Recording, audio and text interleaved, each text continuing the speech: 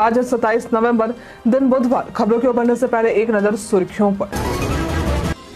59 lakh BPL उपभोक्ताओं में 10 लाख के पास स्मार्ट मीटर। सस्ती बिजली उपलब्ध कराने के लिए 73.4% का मिलेगा अनुदान। मीटर की कार्यप्रणाली में जागरूक करने के लिए अभियान शुरू। स्टेट हेल्थ सोसाइटी ने निकाली भर्ती। 2619 पदों पर आयुष डॉक्टरों की होगी भर्ती। 1 दिसंबर से शुरू होंगे आवेदन। बिहार भवन पर पहुंचे प्रवासी पक्षी। इनके आगमन से प्रदेश हुआ गुलजार। इनकी मौजूदगी पर्यटकों को कर रही आकर्षित। किसानों को उच्च गुणवत्ता वाले बीज उपलब्ध कराने की योजना। बिहार कृषि विश्वविद्यालय कर रहा तैयारी। 14,000 क्विंटल बीज उत्पादन का है लक्ष्य। आरआरबी ने जारी किया नोटिफिकेशन। परीक्षा सामग्री साझा करने वालों को दी चेतावनी। ऐसा करने वालों पर होगी कानूनी कार्रवाई। बंगाल की खाड़ी में फेंगल तूफान का बिहार पर असर। तापमान में आई गिरावट। जानिए प्रदेश के मौसम का मिजाज। डीसी से अलग होने पर इमोशनल हुए पंत। टीम को अलविदा कहते हुए पोस्ट किया शेयर। कहा रोमांचक रहा सफर। इलेक्ट्रॉनिक्स लिमिटेड ने ट्रेनी इंजीनियर और प्रोजेक्ट इंजीनियर के पदों पर भर्ती निकाली है। ये भर्ती कुल 48 पदों पर है। इस भर्ती के लिए आवेदन प्रक्रिया शुरू है और आवेदन करने की अंतिम तारीख 11 दिसंबर है। इच्छुक उम्मीदवार इसके आधिकारिक वेबसाइट belindia.in पर जाकर आवेदन कर सकते हैं। इस भर्ती के लिए जरूरी है कि उम्मीदवारों ने किसी मान्यता प्राप्त संस्थान से बी या बीटेक की डिग्री हासिल की हो। उम्मीदवारों का चयन रिटन एग्जाम और इंटरव्यू के आधार पर होगा। भर्ती से संबंधित सटीक और अधिक जानकारी के लिए आप इसके आधिकारिक वेबसाइट और अधिसूचना को देख सकते हैं। बिहार विद्युत विनियामक आयोग द्वारा बिजली उपभोक्ताओं के लिए मासिक टैरिफ का निर्धारण किया जाता है। राज्य में बीपीएल श्रेणी के करीब 59 लाख उपभोक्ताओं में से 10 लाख के पास स्मार्ट मीटर है।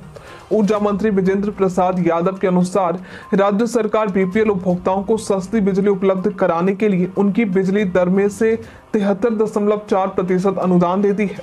मुख्यमंत्री विद्युत उपभोक्ता सहायता योजना के तहत राज्य सरकार ने वित्तीय वर्ष 2024-25 में 15,343 करोड़ रुपए का अनुदान स्वीकृत किया है। स्मार्ट प्रीपेड मीटर के जरिए उपभोक्ताओं को रिचार्ज की सुविधा दी जाती है और बैलेंस कम होने पर उन्हें एसएमएस के जरिए सूचना भेजी जाती है। इसके अलावा उपभोक्ताओं को मीटर की कार्यप्रणाली के बारे में जागरूक करने के लिए अभियान चलाए जा रहे हैं।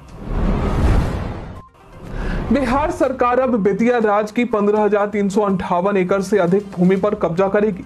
इसके लिए मंगलवार को विधेयक विधानमंडल में पेश किया गया, जो ध्वनि मत से पास हो गया है। राजस्व मंत्री दिलीप जायसवाल ने बताया कि बेतिया राज की संपत्ति यूपी और बिहार में फैली हुई है, जिन पर भू माफियाओं और अतिक्रमणकारियों का कब्जा है। अंग्रेजों के जमाने से ये संपत्ति कोर्ट ऑफ वार्ड्स के तहत थी, लेकिन अब इस बिल के पास होने से ये भूमि अतिक्रमणकारियों से मुक्त कराई जाएगी। इसके बाद इन पर मेडिकल और इंजीनियरिंग कॉलेज सहित अन्य भवन बनाए जाएंगे। जिन रिहायशी क्षेत्रों में कब्जा है उनके लिए समाहर्ता अधिकारियों के पास दावा पेश करना होगा। बिहारी बर्थडे स्पेशल में आज हम बात करेंगे मृदुला सिन्हा के बारे में। इनका जन्म आज के ही दिन वर्ष 1942 में बिहार के मुजफ्फरपुर में हुआ था। ये एक प्रसिद्ध हिंदी लेखिका और राजनीतिज्ञ थी। इन्होंने 5वां स्तंभ नाम से एक सामाजिक पत्रिका भी निकाला। इनके द्वारा लिखी गई पुस्तक एक थी रानी ऐसी भी की पृष्ठभूमि पर आधारित राजमाता विजय राजे सिंधिया को लेकर एक फिल्म भी बनी थी। ये गोवा की राज्यपाल भी रह चुकी हैं। इनके द्वारा प्रकाशित कृतियों में राजपथ से लोकपथ पर नई देवयानी, जो मेहंदी को रंग जैसी कई कृतियां शामिल हैं। आयुष डॉक्टरों के पदों पर स्टेट हेल्थ सोसाइटी बिहार ने भर्ती के लिए आवेदन आमंत्रित किए हैं। इस भर्ती में कुल 2619 पदों पर आयुष डॉक्टरों की नियुक्ति की जाएगी। आवेदन की प्रक्रिया 1 दिसंबर 2024 से शुरू होगी और अंतिम तिथि 21 दिसंबर 2024 होगी। पार्टी में आयुष चिकित्सक आयुर्वेद के 706, होम्योपैथिक चिकित्सक के 502 और यूनानी चिकित्सक के पद शामिल हैं। उम्मीदवारों की आयु 1 अक्टूबर 2024 तक 21 वर्ष से अधिक होनी चाहिए। शैक्षिक योग्यता के तहत आयुष डॉक्टर आयुर्वेद, होम्योपैथिक और यूनानी के लिए संबंधित क्षेत्र में बीएमएस, बीएचएमएस और बीयूएमएस डिग्री की आवश्यकता है। आवेदन शुल्क सामान्य और अन्य श्रेणियों के लिए 500 रुपए, महिला उम्मीदवारों के लिए 250 रुपए और SC/ST PWD के लिए 250 रुपए।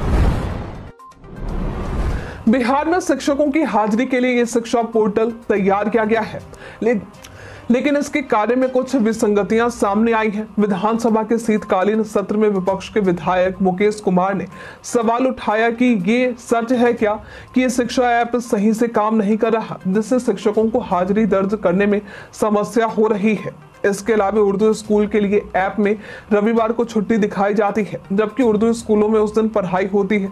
शिक्षा मंत्री ने जवाब में कहा है कि ऐप पर 95% हाजिरी सही है और अगर कहीं कोई कमी है तो उसे सुधारने का प्रयास किया जाएगा। उन्होंने ये भी कहा कि ऐप की कमी की वजह से शिक्षक फिजिकल उपस्थिति भी दर्ज करा सकते हैं और वेतन नहीं रोका जाएगा।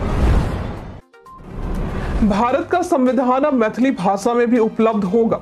संविधान निर्माण के 75 साल पूरे होने के मौके पर मंगलवार को मैथिली और संस्कृत में अनुदित संविधान की प्रतियां जारी की गई। राष्ट्रपति द्रौपदी मुर्मू की उपस्थिति में इस कार्यक्रम में पीएम नरेंद्र मोदी, विपक्षी नेता राहुल गांधी और दोनों सदनों के स्पीकर भी शामिल थे। इस अवसर पर एक विशेष डाक टिकट और सिक्का भी जारी किया गया।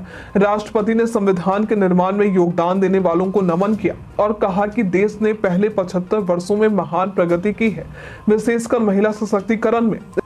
इस दौरान संविधान की प्रस्तावना भी सभी सदस्यों से पढ़वाई गई।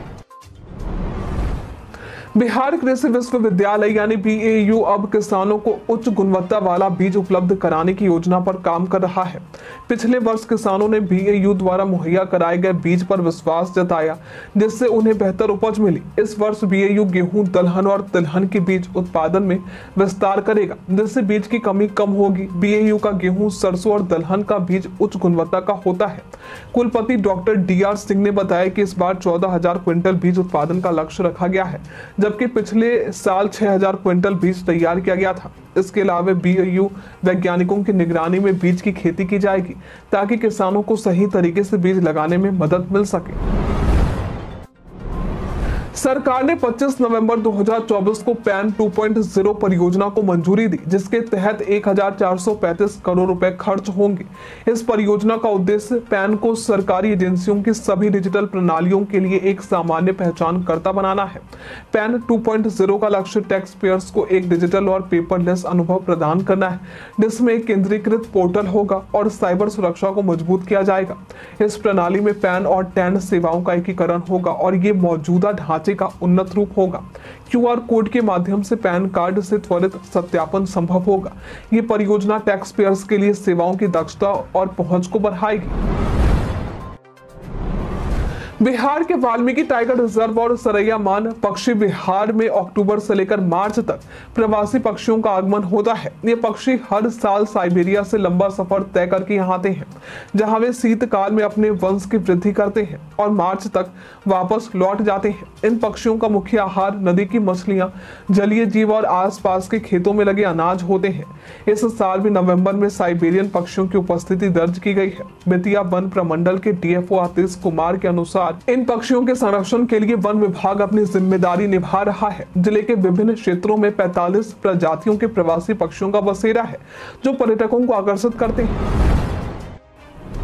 बिहार के खगड़िया में बढ़ती बेरोजगारी को देखते हुए श्रम संसाधन विभाग माइक्रो फाइनेंसिंग क्षेत्र में रोजगार सृजन के लिए प्रयास कर रहा है। इसके तहत 29 नवंबर को एक दिवसीय जॉब कैंप का आयोजन किया जाएगा, जिसमें 10वीं और इंटर पास युवाओं के लिए रोजगार के अवसर होंगे। इस कैंप में BSS माइक्रो फाइनेंस कंपनी के लिए चयनित युवाओं को 13,000 से 16,500 रुपए तक का वेतन मिलेगा। जॉब कैंप खगड़िया DRCC भवन में आयोजित होगा और इसमें भाग लेने के लिए राष्ट्रीय करियर सर्विस पोर्टल www.ncs.gov.in पर रजिस्ट्रेशन करना अनिवार्य है। इच्छुक उम्मीदवारों को अपने दस्तावेज के साथ उपस्थित होना होगा। बिहार में 28 से 30 दिसंबर तक राज्य डाक प्रदर्शनी का आयोजन किया जाएगा, जिसमें 5,000 से अधिक डाक टिकट प्रदर्शित होंगे। इस प्रदर्शनी में बिहार की संस्कृति, सभ्यता, प्रसिद्ध व्यक्ति और पर्व त्योहारों से संबंधित टिकटों के अलावा महात्मा गांधी की जीवनी पर आधारित सैकड़ों टिकट भी दिखाए जाएंगे। प्रदर्शनी में 250 साल पुराने से लेकर वर्तमान समय तक के डाक टिकट और विशेष कवर भी होंगे। इसके अलावा प्रतियोगिताएं आयोजित की जाएंगी, जिसमें पटना के 200 से अधिक स्कूलों के 5,000 बच्चे हिस्सा लेंगे। प्रदर्शनी में विश्व का पहला कागज डाक टिकट और अन्य दुर्लभ टिकट भी प्रदर्शित होंगे। राज्यपाल राजेंद्र विश्वनाथ हार्लेकर इसका उद्घाटन करेंगे। नेटफ्लिक्स पर रिलीज हुई रोमांटिक थ्रिलर वेब सीरीज ये काली काली आंखें 2 में बिहार के गुरमीत चौधरी ने अपने दमदार किरदार गुरु से शानदार एंट्री की है। इस भूमिका के लिए उन्होंने कड़ी मेहनत की और 10 किलो वजन घटाया। गुरमीत ने बताया कि निर्देशक सिद्धार्थ सेन गुप्ता के साथ काम करते हुए उन्हें इस भूमिका के लिए कई एक्टिंग वर्कशॉप्स में भाग लेना पड़ा। साथ ही अपनी लंबी बालों को छोटे करवाने को और सख्त डाइट का पालन करने की आवश्यकता थी।